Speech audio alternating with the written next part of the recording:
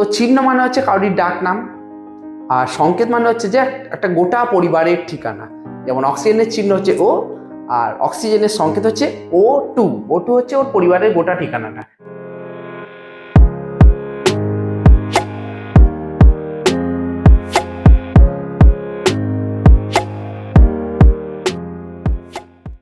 Hello, welcome to our channel Arghya and Somos classes, the heart of learning. তো চলে এসেছি আজকে একটা নতুন ক্লাস নিয়ে। অনেকেই আমাকে বলেছিলেন মৌলিক যৌগিক মিশ্র পদার্থের পার্ট 2 ভিডিওটা দিতে, তো সেটা নিয়ে আজকে চলে এসেছি তোমাদের সামনে। তো অন্তিম পার্ট মৌলিক যৌগিক এবং মিশ্র পদার্থের। তো যারা এখনো পার্ট 1 ভিডিওটা দেখোনি তারা অবশ্যই দেখে নিও, কারণ পার্ট 1 এর ক্লাসের সঙ্গে পার্ট 2 ক্লাসটা হবে লিঙ্ক। তো সেখানে আমরা চিহ্ন, মৌলিক পদার্থ, যৌগিক পদার্থ নিয়ে আলোচনা করেছিলাম। আজকে যেটা আলোচনা হবে সেটা হচ্ছে যে সংকেত, যোজ্যতা এবং আরো কিছু ডকুমেন্টস নিয়ে আলোচনা হবে। তো পার্ট 1 এ আমরা কি কি জেনেছিলাম সেগুলো একটু শর্টকাটে আলোচনা করে নিই। তো প্রথমত আমরা জেনেছিলাম যে পদার্থের ক্ষুদ্র ক্ষুদ্র কণাকে বলা হয় পরমাণু। পদার্থের ক্ষুদ্র ক্ষুদ্র কণাকে বলা হয় পরমাণু, আর অনেকগুলি পরমাণু নিয়ে তৈরি হয় অণু। তো একটা বাড়ি তৈরি করতে গেলে ইট তো লাগবেই। তো একটা ইট দিয়ে তো বাড়ি তৈরি হয় না, অসংখ্য ইট লাগে সেক্ষেত্রে। তো ওই একটা ইটকে বলা হবে পরমাণু। আর একটা বাড়ি তৈরি করতে গেলে অসংখ্য ইট লাগে, ওই অসংখ্য ইটকে বলা হবে অণু। তাহলে একটা ইটকে বলা হবে পরমাণু, আর অনেকগুলো ইটকে একসঙ্গে বলা হবে অণু। ঠিক সেরকম পদার্থের ক্ষুদ্র ক্ষুদ্র কণাকে বলা হয় পরমাণু, আর অনেকগুলি পরমাণু নিয়ে তৈরি হয় অণু। এরপরে আমরা জেনেছিলাম মৌলিক পদার্থ বা মৌল। তো মৌলিক পদার্থকে ভাঙলে একই রকম পদার্থ পাওয়া যায়। মৌলিক পদার্থকে ভাঙলে একই রকম পদার্থ পাওয়া যায়। যেমন O2 কে আমরা যদি ভাঙি তাহলে দুটো O পাওয়া যাবে। একই রকম পদার্থ পাওয়া গেলে তাকে বলা হবে মৌলিক পদার্থ। তারপরে শিখেছিলাম যে যৌগিক পদার্থ বা যৌগ। যৌগিক পদার্থ কাকে বলে? যাদেরকে ভাঙলে অনেকগুলি মৌলিক পদার্থ পাওয়া যায়। যাদেরকে ভাঙলে এক বা একাধিক মৌলিক পদার্থ পাওয়া যায়। যেমন কার্বন ডাই অক্সাইড CO2, একে যদি ভাঙা হয় তাহলে একটা C পাওয়া যাবে আর দুটো O পাওয়া যাবে। তাহলে দুটো আলাদা আলাদা পদার্থ পাওয়া যাচ্ছে, C আর O। তাই জন্য দুটো ভিন্ন রকম পদার্থ পাওয়া গেলে, দুই বা তার বেশি ভিন্ন রকম পদার্থ পাওয়া গেলে তাকে বলা হবে যৌগিক পদার্থ বা যৌগ। এরপরে আমরা জেনেছিলাম চিহ্ন সম্পর্কে। চিহ্ন দ্বারা কি? কোনো পরমাণুর নামকে ছোট্ট করে লেখা হয়। চিহ্ন দ্বারা কোনো পরমাণুর নামকে ছোট্ট করে লেখা হয়, এবং বিভিন্ন চিহ্ন সম্পর্কে আমরা পার্ট 1 এ জেনেছিলাম। তো আজকে আসবো আমাদের সংকেত নিয়ে। চিহ্ন, কোনো পরমাণুর নামকে ছোট্ট করে লেখা হয় চিহ্ন দ্বারা, আর কোনো অণুর নামকে ছোট্ট করে লেখা হয় সংকেতের দ্বারা। কোনো অণুর নামকে ছোট্ট করে লেখা হয় সংকেতের দ্বারা, এবং সেই অণুটা এবার মৌলিক পদার্থের অণু হতে পারে অথবা যৌগিক পদার্থের অণু হতে পারে। ঠিক আছে, তাহলে কোনো অণুর নামকে সংক্ষেপে লেখা হয় সংকেত দ্বারা। তো আমরা এখন খুব অলস প্রকৃতির মানুষ হয়ে গেছি, কোনো কাজই ঠিকঠাক করতে চাই না, কুড়ে হয়ে গেছি প্রচন্ড। তো যেমন কাউরির হ্যাপি বার্থডে আছে, তো আমরা শর্টকাটে বলে দিই HBD, হ্যাপি বার্থডে। এখন আমরা গুড মর্নিং সোজা ভাষায় লিখি না, আমরা GM লিখে দিই, good morning. Take care, TC। এই সমস্ত শর্টকাট কিছু জিনিস আমরা এখন প্রয়োগ করি। তো এখনকার দিন বাজারে তো একটা অণুর মধ্যে কতগুলি পরমাণু আছে সেগুলি ছোট্ট ভাষায় জানা যায় সংকেত দ্বারা। একটা অণুর মধ্যে কতগুলি পরমাণু আছে সেগুলো জানা যায় সংকেত দ্বারা। যেমন এখনকার স্টুডেন্টদের মধ্যে সংকেত এবং চিহ্ন নিয়ে খুবই একটা সমস্যার সৃষ্টি হয়, যে কোনটা সংকেত কোনটা চিহ্ন। তো চিহ্ন হচ্ছে একটা মানুষের ডাক নাম। চিহ্ন হচ্ছে একটা মানুষের ডাক নাম। যেমন আমার নাম সৌম্য, আমার চিহ্ন হচ্ছে S। ধরো অক্সিজেনের চিহ্ন কি? অক্সিজেনের ডাক নাম হচ্ছে যে O। অক্সিজেনের ডাক নাম মানে হচ্ছে O, সংক্ষিপ্ত রূপটাকে বলা হচ্ছে ডাক নাম। তাহলে O হচ্ছে অক্সিজেনের চিহ্ন। তাহলে চিহ্ন হচ্ছে যে কোনো একজনের ডাক নাম, যেমন অক্সিজেনের ডাক নাম O। আর সংকেত কি? সংকেত হচ্ছে একটা গোটা পরিবারের ঠিকানা। একটা গোটা পরিবারের ঠিকানা। যেমন অক্সিজেন পরিবারের ঠিকানা হচ্ছে O2। অক্সিজেন পরিবারের ঠিকানা হচ্ছে O2। O2-র মধ্যে আছে কটা O? দুটো। মানে O2 পরিবারের মধ্যে দুজন সদস্য আছে, মানে দুটো O পরমাণু আছে, দুটো O পরমাণু।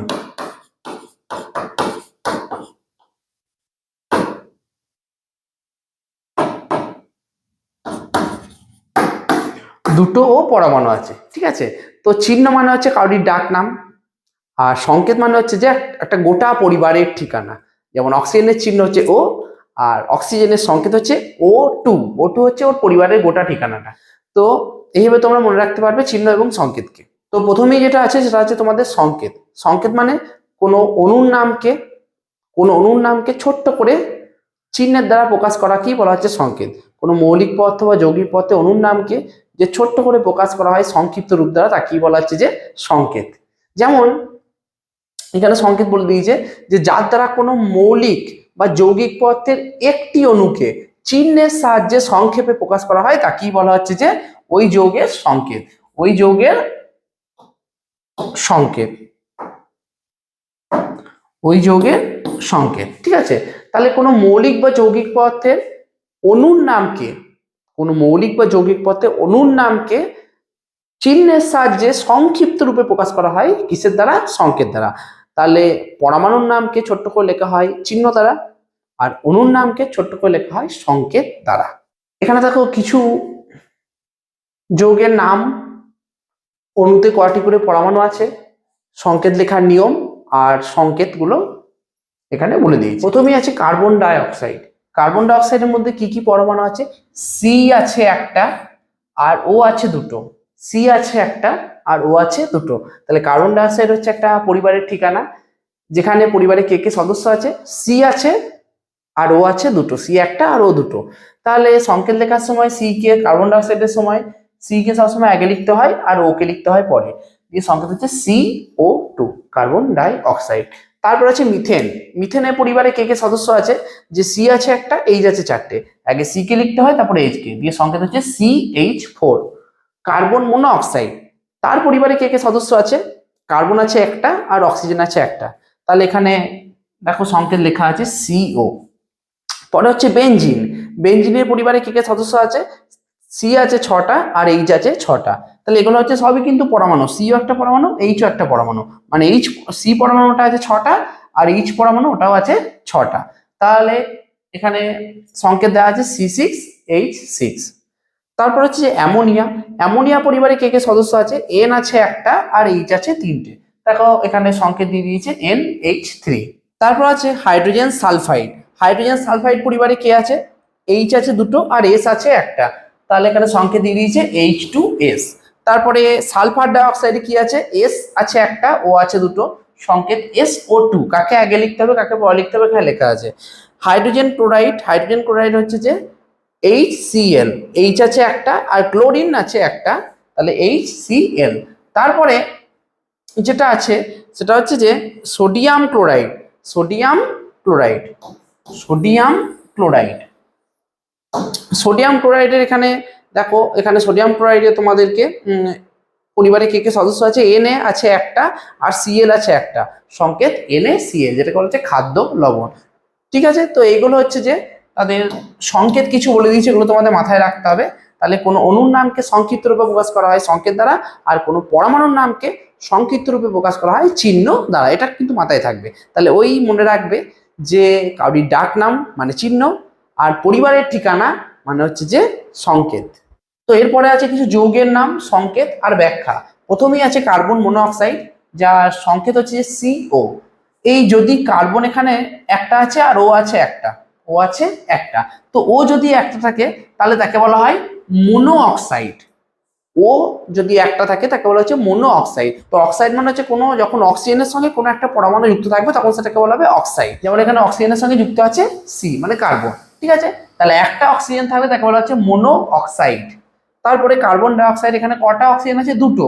দুটো অক্সিজেন থাকলে তাকে বলা হয় ডাই অক্সাইড। পরীক্ষায় কিন্তু আসে, একটা থাকলে কি বলা হয়? একটা অক্সিজেন থাকলে মোনো আর দুটো থাকলে ডাই। যদি তিনটে, এবারে পরে যাচ্ছে কার্বন ট্রাইক্লোরাইড, CCl3, Cl মানে ক্লোরাইড। তাহলে যদি তিনটে ক্লোরিন থাকে তাহলে তাকে বলা হবে ট্রাইক্লোরাইড।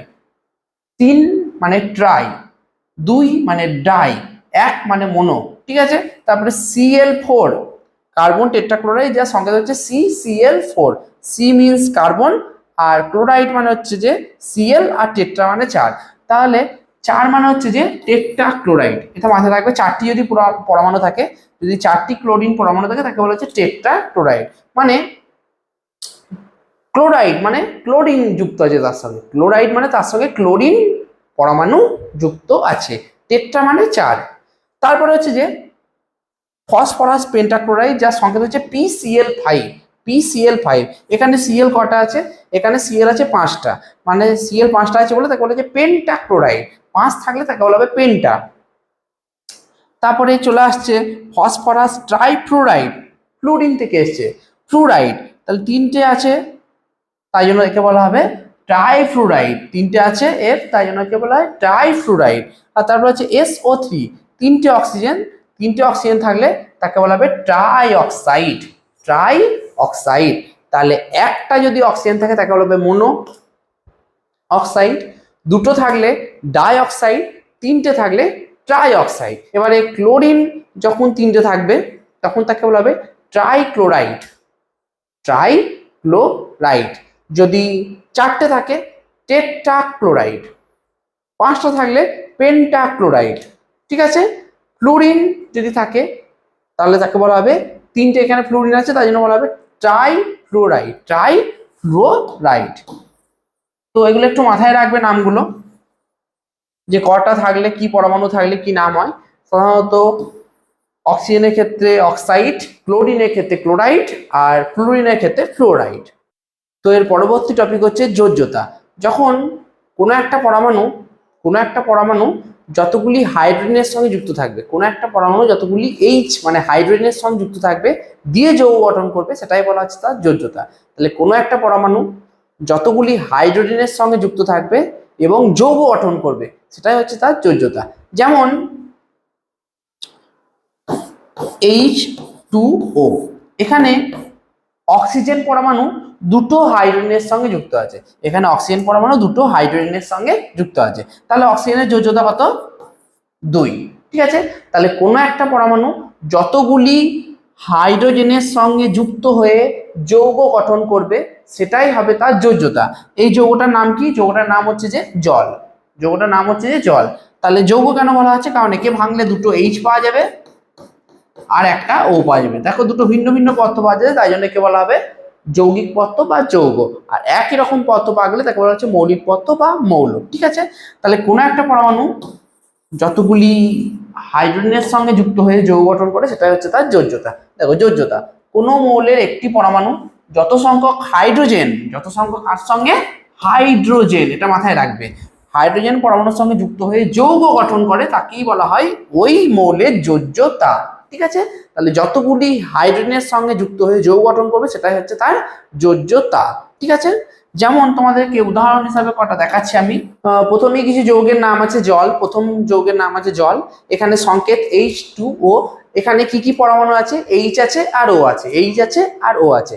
তো ভালো করে দেখাবে, এখানে আমি কি বলেছিলাম যে কোনো একটা পরমাণু যতগুলি হাইড্রোজেনের সঙ্গে যুক্ত হয়ে যৌগ গঠন করবে। ঠিক আছে, তাহলে এখানে যৌগটার নাম হচ্ছে H2O, আর এখানে পরমাণু কোনটা? এখানে পরমাণু হিসাবে আছে কি H পরমাণু আর O পরমাণু। ঠিক আছে, এখানে অক্সিজেন কতগুলি হাইড্রোজেনের সঙ্গে যুক্ত হয়েছে?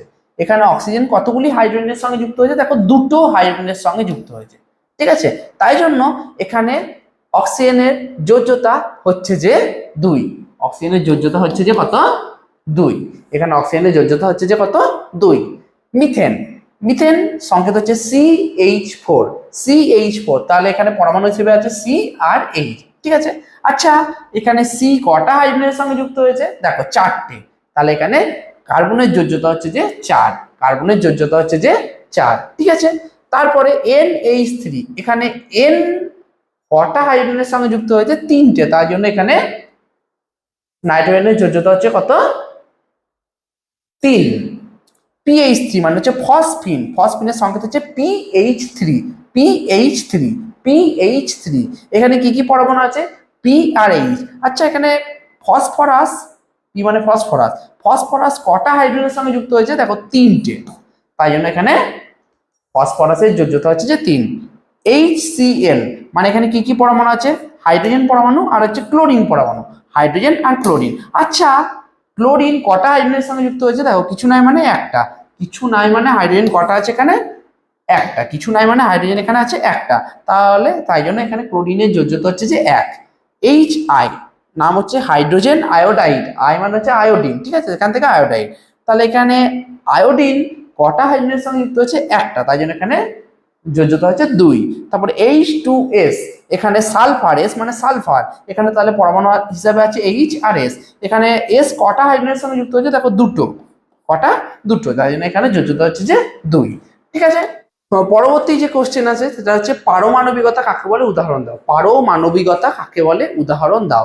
আমরা সাধারণত জেনেছি যে পদার্থের ক্ষুদ্র ক্ষুদ্র কণাকে বলা হচ্ছে যে পরমাণু, আর অনেকগুলি পরমাণু নিয়ে তৈরি হয় অণু, অনেকগুলি পরমাণু নিয়ে তৈরি হয় অণু। তো পারমাণবিকতা কাকে বলে, যে কোনো মৌলের অণুতে যত সংখ্যক পরমাণু থাকে, সাধারণত অণুকে ভাঙলে আমরা তো পরমাণুই পাবো নাকি, তাহলে কোনো একটা মৌলের অণুতে যত সংখ্যক পরমাণু থাকে তাকেই বলা হয় ওই মৌলের পারমাণবিকতা, ওই মৌলের পারমাণবিকতা। তাহলে কোনো একটা মৌলের অণুকে যদি ভাঙা হয় তাহলে যতগুলি পরমাণু পাওয়া যাবে, অণুকে ভাঙলে যতগুলি পরমাণু পাওয়া যাবে তাকেই বলা হবে তার পারমাণবিকতা। এইখানে নেবে বিজ্ঞান, এইখানে মুখস্থ করবে না, এইখানে নিলেই বিজ্ঞান সোজা। তাই জন্য একটুখানি মনোযোগ সহকারে শুনবে এবং ভালো করে বোঝার চেষ্টা করবে এবং খাতাতে লিখবে, ঠিক আছে? তাহলে দেখবে সব একদম সলভ হয়ে গেছে। তাহলে কোনো একটা মৌলের অণুতে যত সংখ্যক পরমাণু থাকবে সেটাই বলা হবে তার পারমাণবিকতা।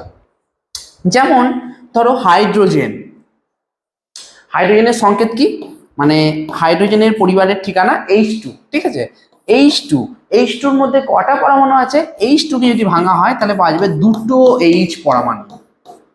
একটা থাকলে পরমাণু আর একের বেশি থাকলে তাকে বলা হয় অণু, ঠিক আছে? এটা হচ্ছে অণু, H2 অণু, আর এইটা হচ্ছে H পরমাণু, এটাও হচ্ছে H পরমাণু। তাহলে কটা পরমাণু আছে? দেখো দুটো পরমাণু আছে, 1 2, ঠিক আছে? তাই জন্য হাইড্রোজেনের পারমাণবিকতা হচ্ছে যে 2। এবার ধরো N2, যেটা হচ্ছে অণু, নাইট্রোজেন অণু, এটাকে ভাঙলে কটা N পাওয়া যাবে? দুটো N। তাহলে নাইট্রোজেনের পারমাণবিকতা কত? 2। আবার ধরো O3, কে বলা হয় ওজোন, কে বলা হয় ওজোন গ্যাস, ঠিক আছে? তো এই O3 কে ভাঙলে কটা ও পাওয়া যাবে? 3টে ও পাওয়া যাবে, কারণ 3 আছে। তাই জন্য ওজোনের পারমাণবিকতা O3 কে বলা হয় ওজোন গ্যাস, ঠিক আছে? ওজোন গ্যাস, ঠিক আছে? তাহলে ওজোন গ্যাসের পারমাণবিকতা কত? 3, কারণ 3টে পরমাণু আছে অক্সিজেন, ঠিক আছে? তাহলে কোনো একটা মৌলের অণুতে যতগুলি পরমাণু থাকবে তাকেই বলা হবে ওই মৌলের পারমাণবিকতা। এবারে তোমাদের সামনে একটা কোশ্চেন আসছে, যে কোশ্চেনটা তোমাদেরকে সলভ করতে হবে। যে কোশ্চেনটা কি, যে যৌগে একটি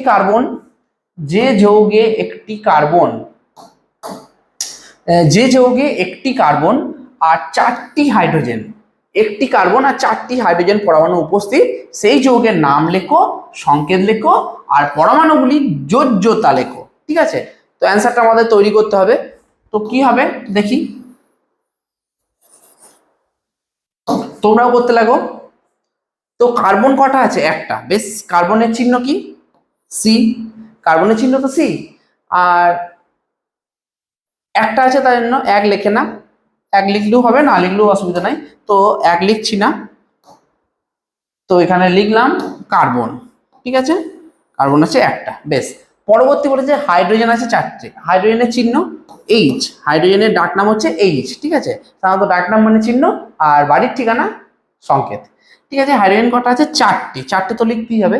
তো CH4, এটা হচ্ছে যে সংকেতটা দাঁড়ালো, ঠিক আছে? অনেকগুলি, একটা C আর 4টে H পরপর লিখলাম, দিয়ে একটা যৌগের নাম দাঁড়ালো। যৌগের নামটা তোমরা চেনা লাগছে না? এগিয়েতে বললা, আগের ইয়েতে এখানে কি আছে? CH4 মানে হচ্ছে কি? মিথেন। CH4 মানে হচ্ছে যে মিথেন। CH4 মানে হচ্ছে যে কি? নাম হচ্ছে যে যৌগের নাম হচ্ছে মিথেন। যৌগের নাম কি? মিথেন, ঠিক আছে? একটি কার্বন, 1 লিখি না, 4টি হাইড্রোজেন লিখেছি। তাহলে যে যৌগটা পাওয়া গেছে একে বলা হচ্ছে মিথেন। একে যৌগ কেন বলা হবে? কারণ একে ভাঙলে একটা সি পাওয়া যাবে আর 4টে কি পাওয়া যাবে? 4টে H পরমাণু। তাই জন্য দেখো দুটো ভিন্ন ভিন্ন পদার্থ পাওয়া যাচ্ছে, একটা হচ্ছে H, একটা হচ্ছে C, ঠিক আছে? দু রকমের পদার্থ পাওয়া যাচ্ছে H আর C, তাই জন্য ভিন্ন ভিন্ন পদার্থ পাওয়া যাচ্ছে বলে একে বলা হচ্ছে যৌগিক পদার্থ বা যৌগ, ঠিক আছে? সমস্ত কিছু ক্লিয়ার হয়ে যাবে একদম যদি ভালো করে বুঝতে পারো। অল ইজ ক্লিয়ার, ঠিক আছে। তো যৌগটার নাম হচ্ছে যে মিথেন। এবার বলেছে সংকেত, সংকেত এখানে দেওয়া যাচ্ছে CH4। এবার বলেছে পরমাণুগুলির যোজ্যতা কত। দেখো খুব ভালো করে দেখবে এটা, পরমাণুগুলির যোজ্যতা কত, পরমাণুগুলির যোজ্যতা কত। তাহলে সংকেত হচ্ছে CH4। এখানে পরমাণু হিসেবে কি আছে, এখানে পরমাণু হিসেবে আছে কার্বন আছে একটা, আর হাইড্রোজেন আছে চারটে। মানে পরমাণু হিসেবে সি আছে, আর আছে কি এইচ। সি আর এইচ ছাড়া অন্য কেউ তো নয়। তো এখানে তাহলে পরমাণুগুলির যোজ্যতা মানে সি এর যোজ্যতা কত আর এইচ এর যোজ্যতা কত একটু ভালো করে দেখাবে। যখন তুমি সি এর যোজ্যতা বার করবে, এখানে দুই বন্ধু, একটা হচ্ছে সি একটা হচ্ছে যে এইচ, দুই বন্ধু, ঠিক আছে। তো সি এর যোজ্যতা যখন বার করবে তখন পাশের বন্ধুর দিকে তাকাবে। সি এর যোজ্যতা যখন বার করবে তখন পাশের যে বন্ধু, পাশের বন্ধুর দিকে একটু ভালো করে তাকিয়ে নেবে, একটু ভালো করে তাকিয়ে নেবে। তাকিয়ে নিলে কি দেখতে পারবে যে সি এর পাশের বন্ধু হচ্ছে যে এইচ, সে এইচ কটা করে আছে, এইচ আছে চারটে। তো সি এর যখন যোজ্যতা বার করবে তখন তার পাশের বন্ধুর দিকে তাকাবে। পাশের বন্ধু মানে এইচ কটা আছে, চারটে। তো যটা এইচ আছে সেটাই হচ্ছে যে কার্বনের যোজ্যতা। আবার যখন এইচ এর যোজ্যতা বার করবে তখন তার পাশের বন্ধুর দিকে তাকাবে। পাশের বন্ধু হিসেবে কি আছে, সি। সি কটা আছে, একটা। তাহলে যটা সি আছে সেটাই হচ্ছে যে হাইড্রোজেনের যোজ্যতা, ঠিক আছে। ঠিক ক্রস কানেকশন, সি এর যোজ্যতা বার করার সময় এইচ এর দিকে তাকালাম, এইচ এর যোজ্যতা বার করার সময় সি এর দিকে তাকালাম, ঠিক ক্রস, ঠিক একটা ক্রস কানেকশনের মতো তৈরি হচ্ছে।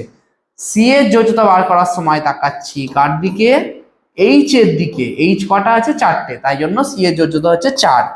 আর এইচ এর যোজ্যতা বার করার সময় তাকাচ্ছি সি এর দিকে, সি কটা আছে, একটা, তাই জন্য এইচ এর যোজ্যতা হচ্ছে যে 1, ঠিক আছে। তাহলে ক্রস কানেকশন এরকম করে যোজ্যতা বার করতে হয় কিন্তু।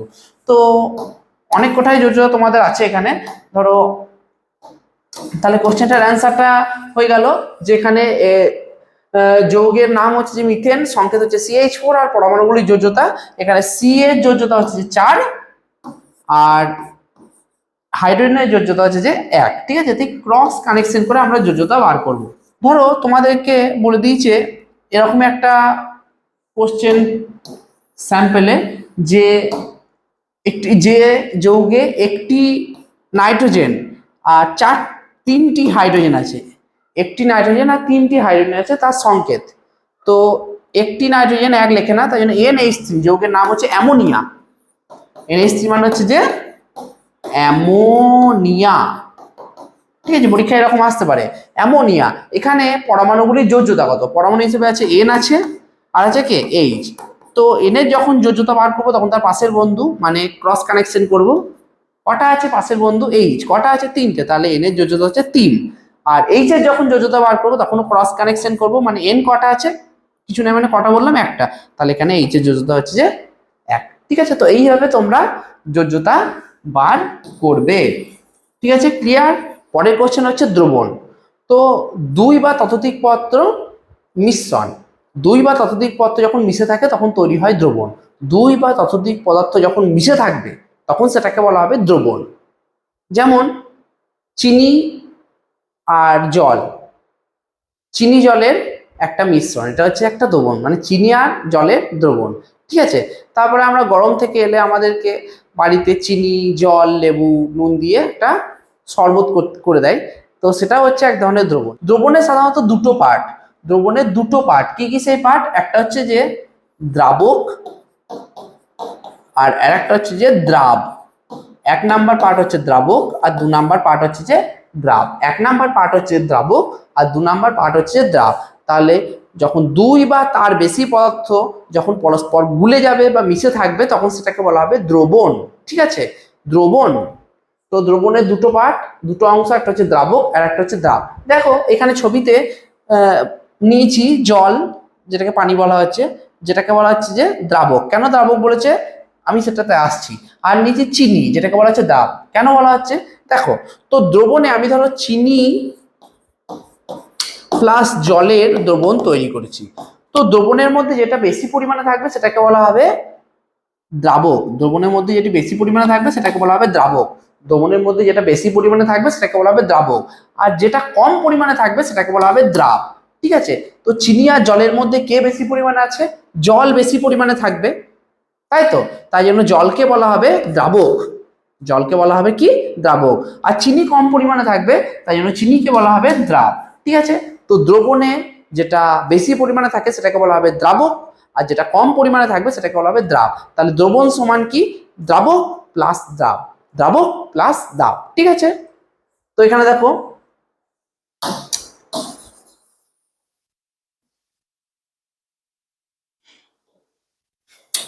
বেশি দ্রাবক বেশি পরিমাণে থাকে আর দাব কম পরিমাণে থাকে, দিয়ে পরস্পর মিশে একটা সুষম এবং স্বচ্ছ মিশ্রণ উৎপন্ন করেছে। সুষম মানে হচ্ছে যে একটা নির্দিষ্ট অনুপাতে থাকা, একটা নির্দিষ্ট অনুপাতে থাকা। যেমন এখানে জল আর চিনি আছে 1:4 অনুপাতে। মানে কি, এখানে সাধারণত জলটা তো বেশি পরিমাণে থাকবে, জল আছে 4 ভাগ আর চিনি আছে 1 ভাগ। জল আছে 4 ভাগ আর চিনি আছে 1 ভাগ। তাহলে সুষম মানে হচ্ছে একটা নির্দিষ্ট অনুপাতে, ঠিক আছে, একটা নির্দিষ্ট অনুপাতে দুটো পদার্থ পরস্পর মিশে আছে। স্বচ্ছ মানে পরিষ্কার। চিনি আর জলকে যদি আমি ভালো করে গুলে দিই তাহলে চিনি কি দেখতে পারবো? কিছুক্ষণ পর দেখতে পাবো না, সব একদম জলের মধ্যে কি হয়ে যাবে? মিশে একাকার হয়ে যাবে। ঠিক আছে, তাহলে স্বচ্ছ মানে হচ্ছে পরিষ্কার। তাহলে চিনি যেটা কম পরিমাণে আছে তাই জন্য তাকে বলা হবে দ্রাব, আর জল যেটা বেশি পরিমাণে আছে তাই জন্য তাকে বলা হবে দ্রাবক। এই দুটোকে মিশিয়ে দিলে একটা স্বচ্ছ এবং সুষম মিশ্রণ উৎপন্ন হবে। মিশ্রণ মানে হচ্ছে মিশ্র পদার্থ। তোমরা পার্ট 1-এ পড়েছিলে মিশ্র পদার্থ, যখন এক বা একাধিক পদার্থ মিশে থাকবে তখন তাকে বলা হবে মিশ্র পদার্থ। যেমন বায়ু, বায়ুর মধ্যে কিন্তু অক্সিজেন, নাইট্রোজেন, হাইড্রোজেন সমস্ত কিছু মিশে আছে। ঠিক আছে, তো এখানে এটাকে বলা হচ্ছে চিনির শরবত, যেটা হচ্ছে একটা দ্রবণের উদাহরণ। চিনির শরবত যেটা হচ্ছে একটা দ্রবণের উদাহরণ। আর এখানে দ্রবীভূত হওয়া লেখা আছে। দ্রবীভূত হওয়া মানে পুরোপুরি গুলে যাওয়া। এখানে সাধারণত জলকে লেখা হচ্ছে নীল রঙের কিছু পয়েন্ট দ্বারা, আর চিনিকে লেখা আছে কিছু হলুদ রঙের কিছু পয়েন্ট দ্বারা। পরস্পর গুলে গিয়ে দেখো এখানে দাব মানে হচ্ছে যে চিনি, হলুদ রঙের পয়েন্ট, আর এখানে হচ্ছে যে নীল রঙের পয়েন্ট যেটা হচ্ছে যে জল। ঠিক আছে, পরস্পর মিশে গিয়েছে দিয়ে সৃষ্টি করেছে চিনির শরবত। এবারে তোমরা একটা ছবি দেখতে পাচ্ছ, যে ছবিটার মধ্যে আমি প্রথমে জলের মধ্যে চা মিশিয়ে দিয়েছি, জলের মধ্যে চায়ের কুটি মিশিয়ে দিয়েছি, তো দিয়ে ভালো করে গুলে দিয়েছি। তো সেটা কি আর মিশে যাবে চায়ের কুটি চিনির মতো? কখনোই মিশবে না। তো আমি এবারে জল আর চায়ের কুটিকে কিভাবে পৃথক করব, জল আর চায়ের কুটিকে কিভাবে আমি আলাদা করতে পারবো, তো সেক্ষেত্রে আমি যে এখন পদ্ধতিটা তোমাদের জানাবো সেটা হচ্ছে পরিস্রাবণ পদ্ধতি।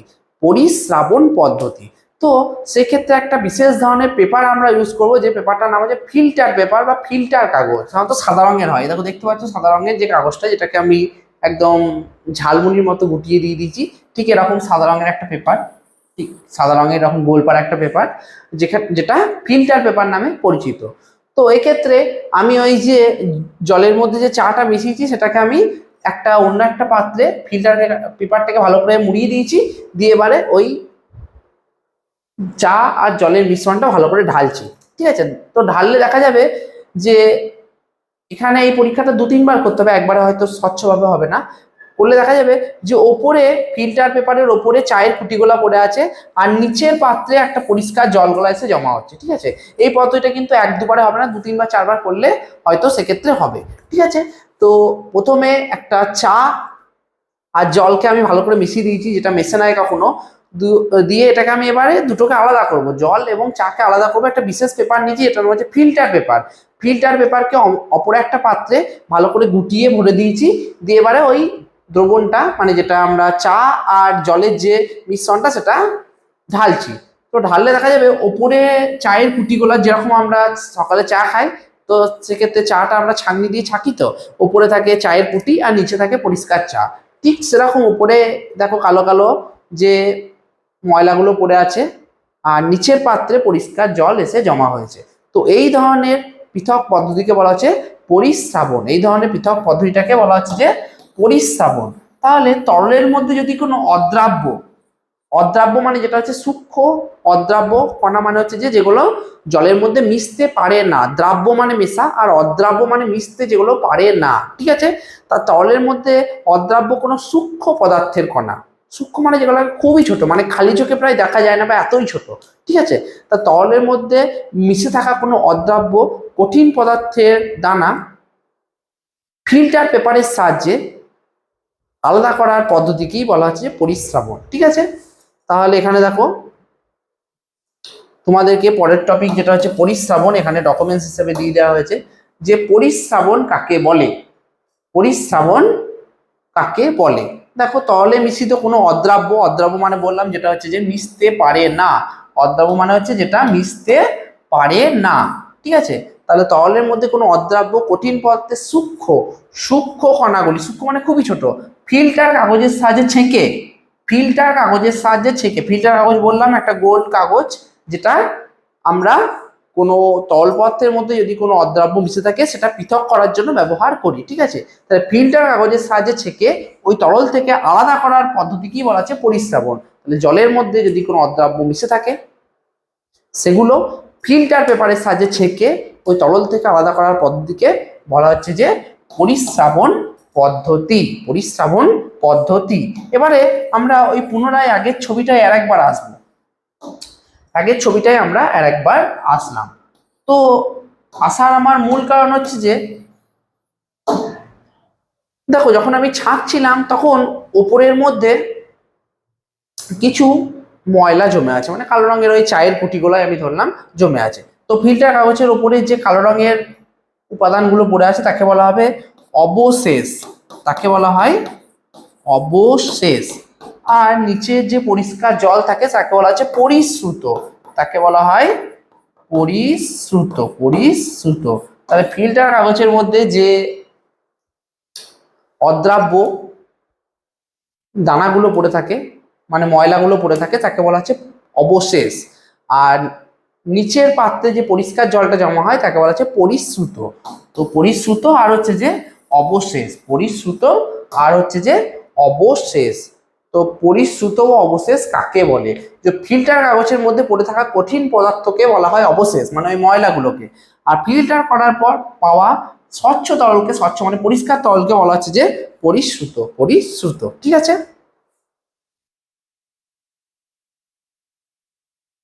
এবারে ধরো একটা গ্লাসের মধ্যে আমি জল নিয়েছি। ঠিক আছে, একটা গ্লাসের মধ্যে জল নিয়েছি। এবার এই গ্লাসের মধ্যেই আমি বালি ফেলে দিয়েছি, বালি। তো বালিগুলোকে ফেলে দিয়েছি, দিয়ে চামচ দিয়ে ভালো করে ঘেঁটে দিয়েছি। তো কি হবে? বালিগুলো এদিকে ওদিকে দৌড়াবে, যেন মনে হচ্ছে বালির পিছনে আমি আগুন ধরিয়ে দিয়েছি, এমনভাবে দৌড়াচ্ছে। বালিগুলো একদম চারিদিকে একদম দৌড়াবে। তো আমি এবারে ওই যে দ্রবণটা উৎপন্ন হয়েছে বা মিশ্রণটা, সেটাকে আমি কিছুক্ষণ স্থিরভাবে 10 থেকে 15 মিনিট রেখে দিলাম। তো কিছুক্ষণ পরে কি দেখা যাবে? যে বালিগুলো একদম নিচে এসে এইভাবে জমা হয়েছে, বালিগুলো একদম তরলের নিচে এসে এইভাবে থিতিয়ে পড়েছে, আর ওপরে আছে পরিষ্কার জল। ঠিক আছে, এবারে এই ওপরের পরিষ্কার জলটাকে অন্য একটা পাত্রে আস্তে আস্তে যদি ঢালি, তাহলে কি হবে? জল একদিকে চলে যাবে আর বালি একদিকে চলে যাবে। তো এই ধরনের পৃথক করার পদ্ধতিকে বলা হচ্ছে আশ্রাবণ, এই ধরনের পৃথক পদ্ধতিকে বলা হচ্ছে আশ্রাবণ। তাহলে একটা ফিল্টার পেপারের সাহায্যে পৃথক পদ্ধতি যাকে বলা হচ্ছে পরিশ্রাবণ, আর একটা বিশেষ পদ্ধতি যেটা জল কঠিন যে অদ্রাব্য সেগুলো নিচে থিতিয়ে পড়ছে আর উপরের জলটাকে আলাদা করা, এই পদ্ধতিটাকে বলা হচ্ছে আশ্রাবণ। তাহলে কি বলেছে? কোনো তরলে মিশ্রিত ভারী অদ্রাব্য মানে যেগুলো মিশতে পারে না কঠিন পদার্থের কণাগুলিকে তরলের নিচের অংশে থিতিয়ে, থিতিয়ে মানে দেখো নিচে পড়ে থেকে ওপরের তরলকে একটা পরিষ্কার পাত্রে ঢেলে আলাদা করার পদ্ধতি কি বলা হচ্ছে? যে আশ্রাবণ। এর পরের টপিকে আসছি কেলাসন। কেলাসন সাধারণত যাদের একটা নির্দিষ্ট জ্যামিতিক গঠন আছে, নির্দিষ্ট ত্রিমাত্রিক জ্যামিতিক গঠন আছে কঠিন পদার্থের কণাগুলিকে বলা হচ্ছে কেলাস। সাধারণত নির্দিষ্ট জ্যামিতিক আকার বিশিষ্ট কঠিন পদার্থের যে কণাগুলি তাকে বলা হচ্ছে কেলাস। যেমন চিনির দানা, নুনের দানা, ঠিক আছে, ফটকিরি মানে যেগুলো আমরা ওই সেলুনে ব্যবহার করা হয়, দাড়ি কাটার সময় যেগুলো ব্যবহার করি সেগুলোকে বলা হচ্ছে ফটকিরি। ঠিক আছে, এগুলো সবই হচ্ছে কেলাস। এর একটা নির্দিষ্ট জ্যামিতিক গঠন আছে, একটা ত্রিমাত্রিক গঠন আছে। ঠিক আছে, মানে দৈর্ঘ্য প্রস্থ উচ্চতা। ঠিক আছে, এদেরকে বলা হচ্ছে কেলাস। তাহলে নির্দিষ্ট জ্যামিতিক আকার বিশিষ্ট কঠিন পদার্থের দানাগুলিকে বলা হচ্ছে কি? কেলাস। যেমন চিনি, নুন, ফটকিরি ইত্যাদি। তো এবারে আসছে কেলাসন। সাধারণত তোমাদের একটা উদাহরণ আমি দিচ্ছি, ধরো মিষ্টির দোকান, মিষ্টির দোকানে যখন রস তৈরি করে তখন কি করে?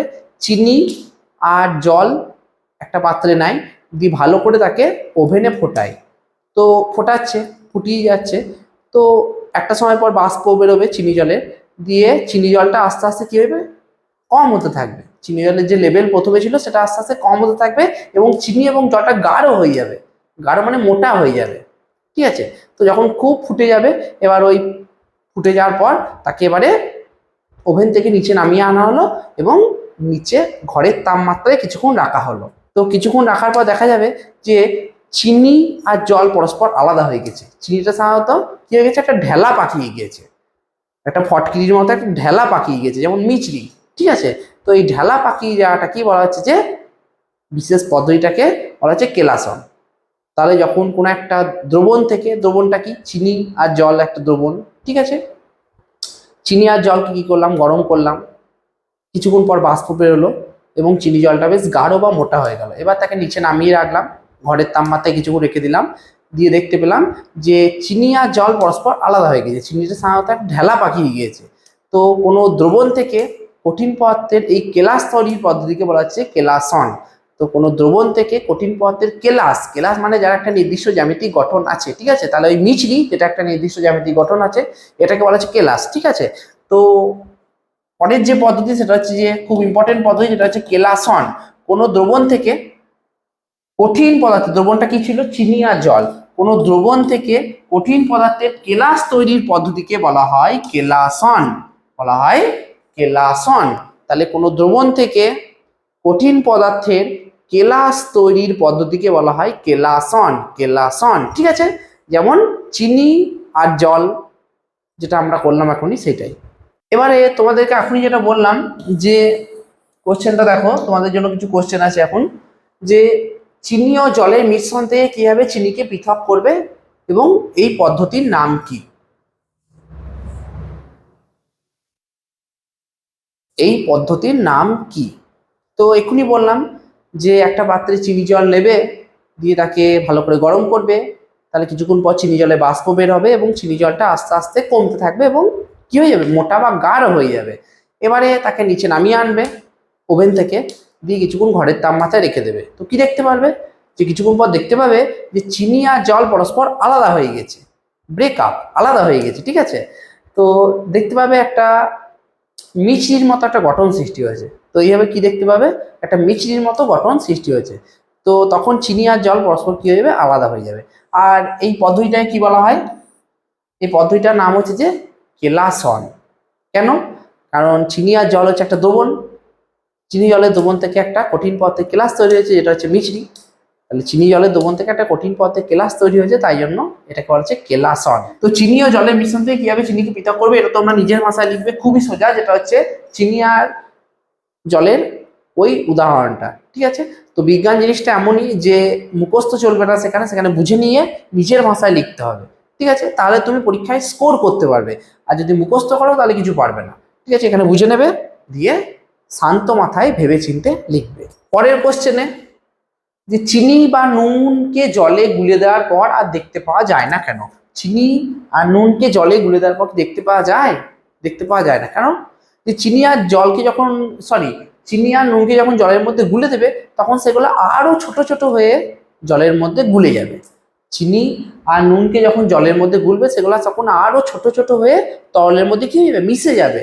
তাই জন্য একটা সময় পর তাদেরকে আর দেখতে পাওয়া যাবে না, একটা সময় পর তাদেরকে দেখতে পাওয়া যাবে না, ঠিক আছে। তাহলে খুবই সোজা এটা, যে চিনি ও নুনের জলকে গুলে দেওয়ার পর আর দেখতে পাওয়া যায় না কেন, কারণ তারা আরো ছোট ছোট হয়ে তরলের মধ্যে মিশে যায়, তাই জন্য দেখতে পাওয়া যায় না। পরবর্তী একটা কোশ্চেন, যেটা হচ্ছে আরো সোজা, যেটা হচ্ছে আরো সোজা একটা কোশ্চেন, যেটা হচ্ছে বালি ও লোহার গুঁড়োকে কিভাবে তুমি পৃথক করবে, বালি ও লোহার গুঁড়োকে কিভাবে পৃথক করবে। খুবই সোজা ব্যাপার, চুম্বকের সাহায্যে, কারণ লোহা তো চুম্বক দ্বারা আকর্ষিত হবে। তো বালি আর লোহার গুঁড়োকে যদি আমরা পৃথক করতে হয়, তাহলে আমাদেরকে লাগবে কি, চুম্বক। বালি আর একটা হচ্ছে যে লাল রঙের গুলো হচ্ছে লোহার গুঁড়ো, লাল রঙের গুলো হচ্ছে লোহার গুঁড়ো। তাহলে বালি আর লোহার গুঁড়ো, বালি আর এদিকে হচ্ছে এটা লোহার গুঁড়ো। ভালো করে বুঝে নেবে, এটা দিয়ে নিজের মাথায় লিখতে পারবে। দেখবে বালি আর লোহার গুঁড়ো আছে, তো এর মধ্যে আমি যদি চুম্বক ফেলে দিই তাহলে কি দেখতে পারবো, যে লোহার গুঁড়ো চুম্বকের ওপর এসে জমা হচ্ছে, লোহার গুঁড়ো চুম্বককে কি করছে, আকর্ষণ করছে। ঠিক আছে, তো দিয়ে আকর্ষণ করার পর একটা পাত্রে নিয়ে এসে ভালো করে ঝেড়ে নিলাম। ঠিক আছে, একটা পাত্র নিয়ে এসে ভালো করে সেখানে ঝেড়ে নিলাম, তাহলে লোহার গুঁড়োগুলো এসে জমা হলো। তাহলে একটা পাত্র নিয়ে এসে লোহার ভালো করে ঝেড়ে নিলাম, তাহলে দেখতে পেলাম যে লোহার গুঁড়ো এসে জমা হয়েছে।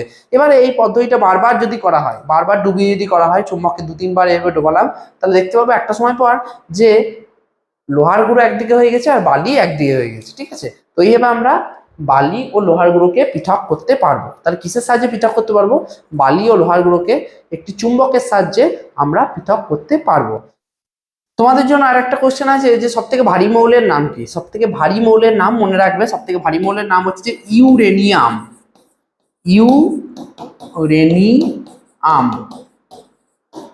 ইউরেনিয়াম এটা হচ্ছে সব থেকে ভারী মৌল, সব থেকে ভারী মৌল, যার নাম হচ্ছে যে ইউরেনিয়াম, যেটাকে চিহ্ন হচ্ছে যে ইউ, যার চিহ্ন হচ্ছে যে ইউ। ঠিক আছে, সব থেকে ভারী মৌলের নাম হচ্ছে ইউরেনিয়াম, যার চিহ্ন হচ্ছে যে ইউ। তো তোমাদের জন্য একটা কোশ্চেন থাকবে, যেটা হচ্ছে যে কাদা গোলা জলকে আমরা কোন পদ্ধতিতে পৃথক করতে পারবো? কাদা গোলা জলকে আমরা কোন বিশেষ পদ্ধতিতে ভালোভাবে পৃথক করতে পারবো? তো অ্যান্সারটা অবশ্যই তোমরা কমেন্ট বক্সে জানাবে। ঠিক আছে, তো দেখি কে কে কমেন্ট ঠিকঠাক জানাতে পারে বা কে কে অ্যান্সারটা ঠিকঠাক দিতে পারে, দেখা যাবে তখন। তো এখানেই শেষ হয়ে গেল মৌলিক যৌগিক মিশ্র পদার্থের পার্ট 2, মানে অন্তিম পার্ট। ঠিক আছে, তো পার্ট 1 আগেই করে দিয়েছি এবং পার্ট 2 হয়ে গেল। তো গোটা চ্যাপ্টারটা তোমরা ভালো করে রিভিশন করবে তোমাদের আসন্ন এক্সামে, যেটা খুবই প্রয়োজনীয় চ্যাপ্টার। তো এখান থেকে অনেক কোশ্চেন আসবে, বিশেষ করে সংকেত, যোজ্যতা এবং চিহ্ন, এখান থেকে নানান ধরনের ঘুরিয়ে ফিরিয়ে নানান কোশ্চেন আসবে। हम तेरे प्यार में सारा आलम खो बैठे तुम कहते हो के ऐसे प्यार को भूल जाऊं हम तेरे प्यार में सारा आलम खो बैठे আমরা ভালোবাসার ভুকা, তাই জন্য আমাদেরকে প্রচুর প্রচুর প্রচুর প্রচুর ভালোবাসা দিও। ভালো থেকো, সুস্থ থেকো, দেখা হচ্ছে পরের কোনো ভিডিওতে। টাটা।